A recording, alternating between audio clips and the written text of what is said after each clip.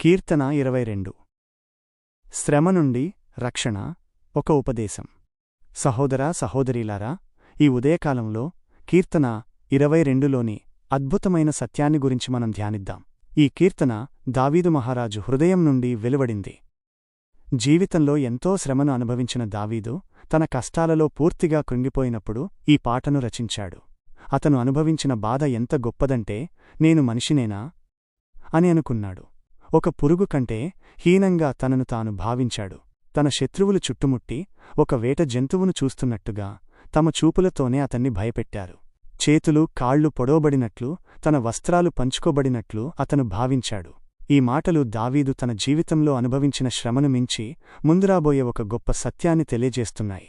దావీదు అనుభవించిన ఈ మహాశ్రమ భవిష్యత్తులో మన ప్రభువైన యేసుక్రీస్తు శిలువపై అనుభవించబోయే వేదనకు ఒక ముంగుర్తు మాత్రమే.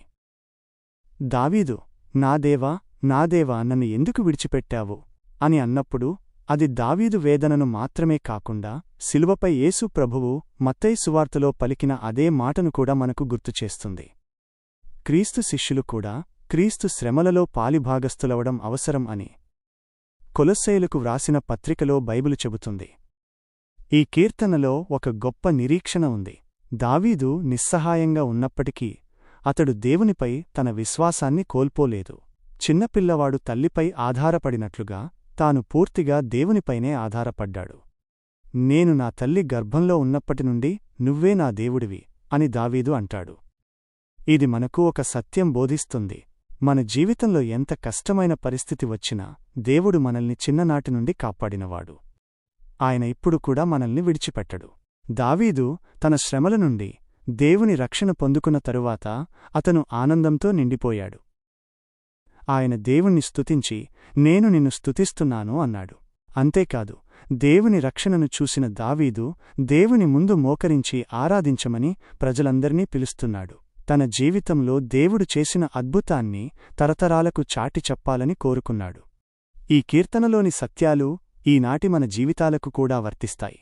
మనం కష్టాలు, శ్రమలు, నిరాశలను ఎదుర్కొన్నప్పుడు ఒక్కోసారి దావీదులాగే ఎందుకు దేవా అని అడుగుతుంటాం. మన శత్రువులు మనల్ని హేళన చేయవచ్చు, మనం ఒంటరిగా ఉన్నట్లు భావించవచ్చు. కాని ఒక విషయం గుర్తుంచుకోవాలి. ఈ కీర్తనలో దావీదు అనుభవించిన శ్రమలను యేసుక్రీస్తు శిలువపై మనందరికోసం భరించాడు. ఆయన మనల్ని క్షమించటానికి, రక్షించటానికి ఆ వేదనను అనుభవించాడు.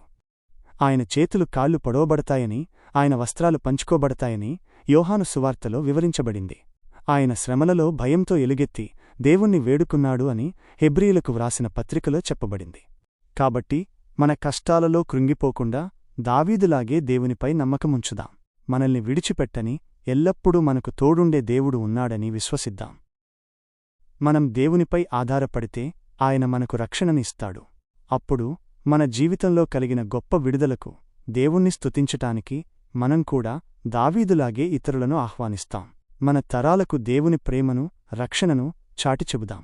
మత్తయి సువార్తలో చెప్పబడినట్లుగా మనం వెళ్లి శిష్యులనుగా చేయాలి. ఫిలిప్పీలకు వ్రాసిన పత్రికలో వ్రాసినట్లుగా యేసుప్రభు నామానికి ప్రతి మోకాలు వంగి ప్రతి నాలుక ఆయనను ప్రభు అని ఒప్పుకోవాలి. ఈ కీర్తన మనకు శ్రమలను గురించి మాత్రమే కాకుండా శ్రమల తర్వాత కలిగే గొప్ప రక్షణ, ఆనందాన్ని కూడా బోధిస్తుంది. మన జీవితంలో దేవుని రక్షణను బట్టి మనం కూడా దేవుని మహిమను చాటి చెబుదాం. మీరు కూడా ఇలాంటి కష్టాలను ఎదుర్కొంటున్నారా?